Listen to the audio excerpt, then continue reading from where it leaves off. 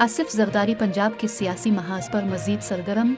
सियासी रहनुमाओं की मुलाकातें। पाकिस्तान पीपल्स पार्टी पार्लियामेंटेरियंस के सदर आसिफ जरदारी पंजाब के सियासी महाज पर मजीद सरगर्म हो गए। बिलावल हाउस लाहौर में आसिफ जरदारी से आज भी बाज़ रहनुमाओं ने मुलाकातें की।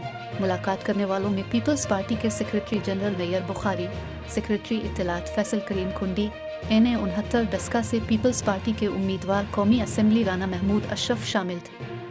पीपल्स पार्टी वस्ती के सदर राना फारूक सईद, फैसल मीर, नदीम अफजल चुन, अब्दुल कादिर शाहीन और दीगर ने भी आसिफ जरदारी से मुलाकात की। आसिफ अली जरदारी से वजीर आज़म के मुशीर कमर जमान कायरा, पीपल्स पार्टी लाहौर के सदर असलम गल ने भी मुलाकात की।